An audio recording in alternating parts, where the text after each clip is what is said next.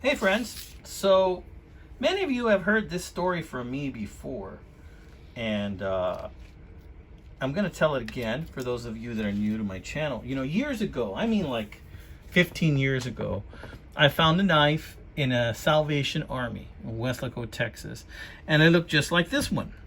Now that Salvation Army knife looked just like this one, except it had a bunch of scratches and dents, and the action on that knife was just so smooth that it just felt special in my hands, and I really liked it. And this knife is a vintage Utica, Japan, large folding hunter, all right? And so really liked that knife, liked it so much that I kept it for a while, but then I decided, you know what, I'm going to put a search and I'm going to see if I can find another one. Okay, and I ended up selling that knife. Regretted it. I put a search for like 2 years, and finally, after 2 years of searching on eBay, because these never come up, I found another one, which is this one. And it had the same real smooth action. You can open it like that, little flick, and it opens right up. Just a gorgeous knife. Loved it. Same smooth action. And I decided, because I'm greedy as hell, that I'm going to put in another search. And now I found another one. I believe these are probably Seki knives, made in Seki, Japan. They say Japan, I don't know. The tolerances are just so good on these knives. They're made in the traditional large folding hunter pattern, like it would be for like a buck 110 or 112 or something. Closed position, we're talking about 1, 2, 3, 4 3/4 inches. Well, if you go to the very edge here, 5 inches. I mean, it's just an awesome knife. Not too thick, not too thin, just right. And when I found another one, I just all but lost it. And like I said, the first search lasted me 2 years. Then I found one, and this second search, it's been like 10 years till I found another one.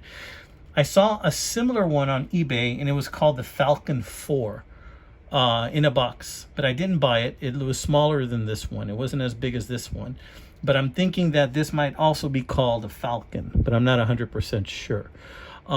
Just a great knife. So follow-up video to this knife. I went over to my knife toolbox. By the way, I keep that one in this sheath. I don't know if it's from that knife. I can't remember, but it's a cool looking sheath.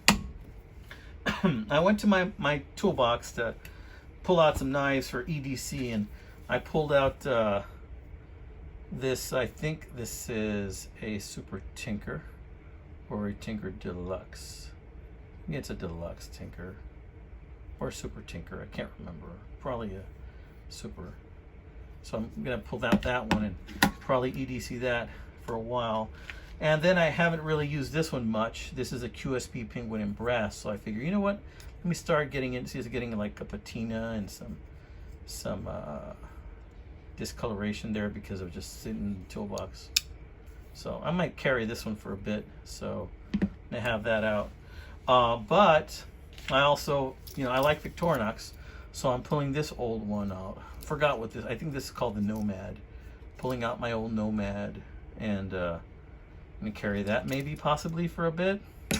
I don't know. Why am I showing you all of these? Well, what happened recently was that, recently, like a month or month and a half ago, I saw on eBay that one of those thumb studs that you use for knives, nobody was bidding on it, and it was advertised as a quick, one of those quick model ones, the KWIK, and it said it was from Florida, and then all of a sudden, it's being shipped and it's coming from freaking China or something. It's coming from here.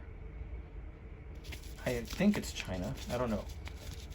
And if it is, so be it. Or what is this? Brazil? Balaku, Fonga, Fale, Funafuti, Tuvalu. I don't know where that is, guys. I don't know where that is, but it took about a month and a half and it arrived. But it's not in the package that says quick stud or anything like that. It does look like the real deal, though. I don't know. So what I want to do is I want to choose one of these two knives to put it on. And I think it's going to be on the older one, not the newer one to me. These are probably the same age, but the older one, the action on this is just so smooth, you know, that I don't really want to mess with that, nor need to. I'm going to put this baby back in its sheath and leave it there, and probably put it to bed again. Okay, so we're going to put that one over here. I'm going to close this so I don't lacerate myself here. That there. Put these out of the way, and put this bad boy away.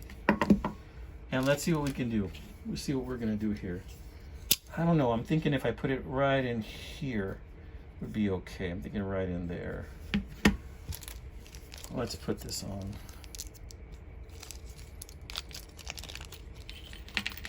Comes with 3 things. This little thing, which I hope I'm not going to lose. And no instructions, no nothing.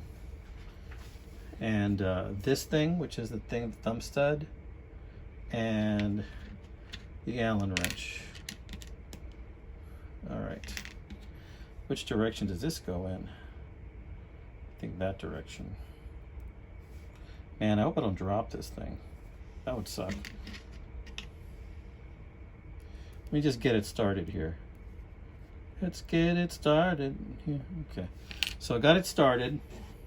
And I want to do this right the first time. I don't want to be taking it on and off and all that stuff. So hopefully I get it right the first time. I'm thinking...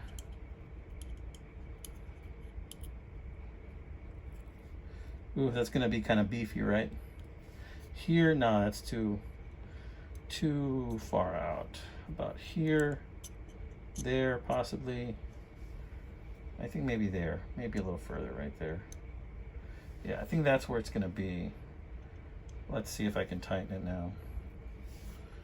All right.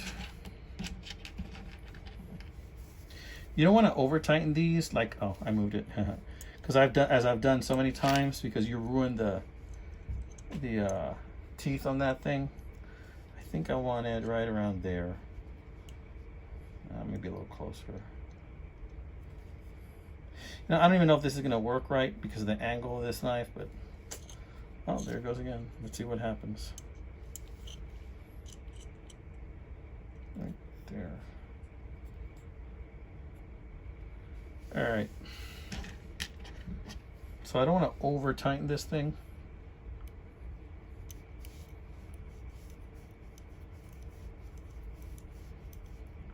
There, I felt it already grab. I'm just going to use this side.